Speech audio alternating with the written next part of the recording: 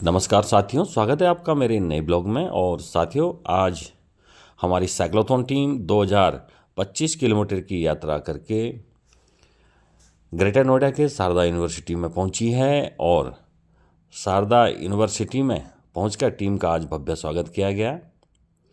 तो आप देख सकते हैं यहाँ पर हमारी साइक्लोथॉन टीम का रूट चार्ट, जो कि मेरठ से चलकर आज 18 दिनों का सफ़र पूरा कर ग्रेटर नोएडा में पहुंची है। तो ये हमारी संग्राम 1857 की टीम का रूट चार्ट। और यहाँ पर पहुंचकर टीम ने एक नुक्कड़ नाटक पेश किया है, तो देखते हैं एक नुक्कड़ नाटक। भारतीय इतिहास में ब्रिटिश काल को देखें तो हम पाएंगे सन 1857 के विद्रोह को आमतौर पर भारतीय सैनिकों की बगावत के रूप में दर्शाया गया है। लेकिन न सिर्फ इसमें भारतीय सैनिक बल्कि किसान, कारीगर, व्यापारी और कुछ राजा भी शामिल थे। सही मायनों में यह पहला मौका था जब भारत की आम जनता ब्रिटिश शासन के खिलाफ उठ खड़ी हुई। यही समझाने के लिए सन 1857 साइक्लोथॉन टीम पेश कर रही है एक नुक्कड़ नाटक। मैं ईस्ट इंडिया कंपनी हूँ।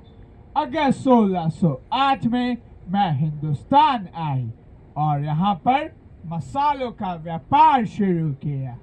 साल 1613 में मैंने पहली फैक्ट्री लगाई और उसकी सुरक्षा के लिए कुछ सैनिक तैनात किए। आपस में फूट डालकर लड़वाना और छल मेरे मुख्य अस्त्र थे। साल 1757 में मैंने मीर जाफर का दल बदल करवाकर बैटल ऑफ प्लासी के द्वारा बंगाल, बिहार, उड़ीसा और असम को अपने कब्जे में कर लिया। एंग्लो मैसूर युद्ध, एंग्लो मराठा युद्ध और एंग्लो सिख युद्ध पर फतेह पाकर मैंने 140 वर्षों में पूरे हिंदुस्तान को अपने कब्जे में कर लिया। सोने के चिड़िया का सोना हम लूट कर ही रहेंगे। हा हा हा। माँ क्रांति को मेरा प्रणाम। मैं हिंदुस्तान देश का एक राजा हूँ। एक के बाद एक सभी राजघरानों पर कब्जा किया जा रहा है। जो राजा समय से लगान इकट्ठा नहीं कर पा रहा, उस पर भी कब्जा किया जा रहा है। जिस राजा के वंश में लड़का या उत्तराधिकारी ना हो, तो चूक के सिद्धांत के तहत उस पर भी कब्जा किया जाता है। राजघरानों की पेंशन्स बंद कर दी गई हैं। सिर्फ और सिर्फ वार्षिकी दी जा रही है। राजघरानों के टाइटल्स वापस ले लिए गए हैं। माँ क्रांति को मेरा प्रणाम। हम व्यापारी हैं। अंग्रेजों के आने से पहले विश्व की 25% इंडस्ट्रियल आउटपुट हमारे देश से थी। उसके बाद पिछले 250 सालों में ये 5 से 8% रह गई है। हम दुनिया भर में कपास, मलमल, ऊन, कालीन, हाथी दांते, पीतल, तांबा, संगमरमर और पोत निर्माण के लिए मशहूर थे। जूट में तो हम सबसे आगे थे, लेकिन आज हम भूखे मर रहे हैं। कच्चा माल यहाँ से इंग्लैंड जाता है और वहाँ से बना सामान हमें खरीदना पड़ता है। हमें सामान निर्यात करने पर भी टैक्स देना पड़ता है, जबकि ब्रिटिश कंपनियों को तो सारे टैक्स माफ हैं। क्रांति को मेरा प्रणाम। मैं इस देश का किसान हूँ। लगान तो बहुत ही अधिक है, वो भी हर साल बढ़ाया जाता है, वो भी बोली लगाकर। नुकसान हुआ और ना दे पाए तो खेत छीन लेते हैं। जमींदारों से पैसा लिया तो ब्याज भरते भरते मर जाते हैं। माँ, मैं देश का सिपाही हूँ। पिछले 150 सालों से न सिर्फ भारत में अंग्रेजों के आर्थिक हितों की रक्षा कर रहा हूँ, बल्कि उनके लिए अफगानिस्तान, चीन, बर्मा, पर्सिया और क्रीमिया के युद्ध भी लड़ रहा हूँ। मेरे कई साथियों ने अपनी जान तक गंवा दी है। समुद्र पार जाना मेरी संस्कृति का हिस्सा नहीं है, लेकिन अब इसे जरूरी शर्त बना दिया गया है। पहले विदेश जाने पर विदेश सेवा भत्ता मिलता था, लेकिन अब जिस दिन जीत हासिल हो उसके बाद भत्ता भी बंद हो जाता है। हवलदार से ऊपर पदोन्नति नहीं है और नौकरी के पहले 16 सालों में तनख्वाह में कोई बढ़ोतरी नहीं होती। मेरे साथी जो पहले नवाबों की सेना में थे, अब घर बैठे हैं, भूखे मर रहे हैं। और अब यह नई बंदूक जिसमें कारतूस भरने के लिए चर्बी लगे कैप को मुंह से काटना पड़ता है। कैसे करूं माँ, कैसे करूं? मैं मंगल पांडे चर्बी से बने कारतूस इस्तेमाल करने से मना करने पर 19वीं बंगाल नेटिव इन्फेंट्री पलटन के शस्त्र वापस ले लिए गए। एक सैनिक से उसके शस्त्र वापस लेने से और अधिक सन्नक क्या होगा? बहुत हो गया। मेरे देश में सब परेशान हैं।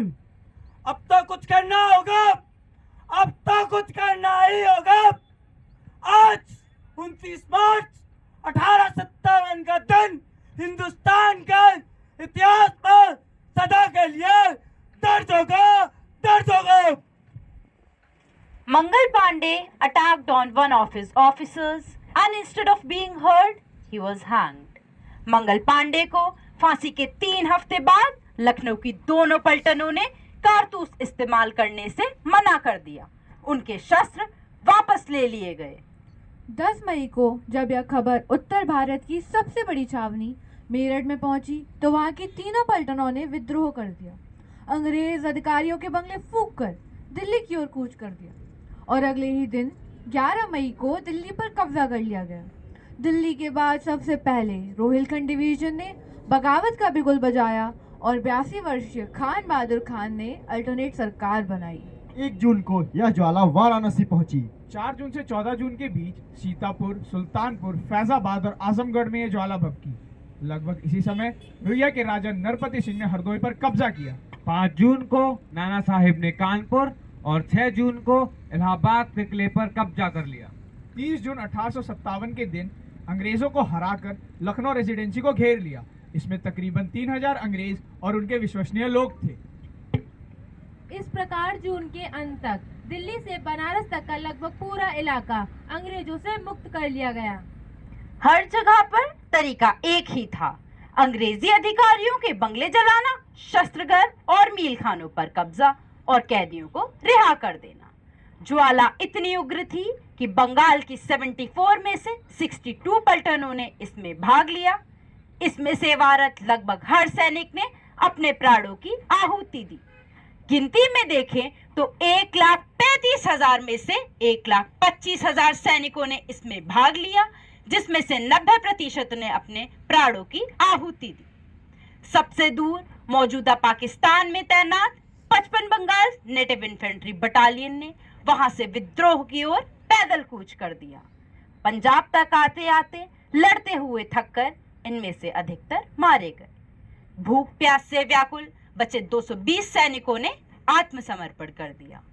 आत्मसमर्पण के बावजूद भी इन्हें तोपों से बांधकर उड़ा दिया गया।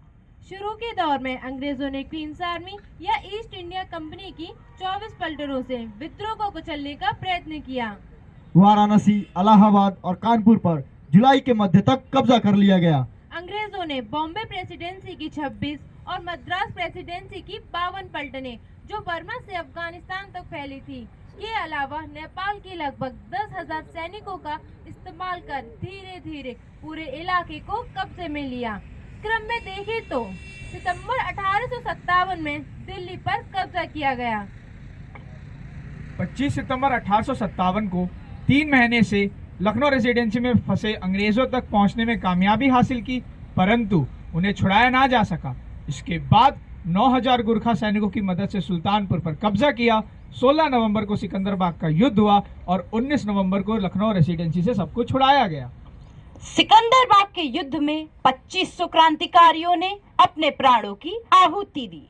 युद्ध कितना भीषण रहा होगा, इसका अनुमान हम इस बात से लगा सकते हैं कि उस एक दिन के युद्ध के बाद ब्रिटिश सेना ने 24 सैनिकों को विक्टोरिया क्रॉस से सम्मानित किया।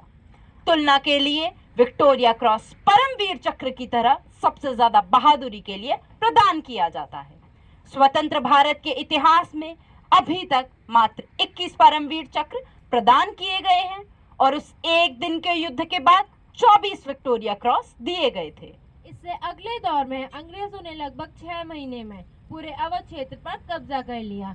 मार्च 1858 में चांदा, अप्रैल 1858 में लखनऊ के बाहरी इलाके, 28 अप्रैल को फतेहपुर और मई 1858 में हरदोई पर कब्जा किया गया। हिंदुस्तान के इतिहास में सबसे ज़्यादा क्रूरता का समय भी यही रहा होगा। गांव के गांव मनुष्य और मवेशी से जला दिए जाते थे। छोटी ही शंका पर लोगों को फांसी पर चढ़ा दिया जाता था। चूने की भट्टियों में जिंदा तक जला दिया जाता था। और तो और गांव के बीच में पेड़ों पर हजारों को फांसी से लटका दिया जाता था।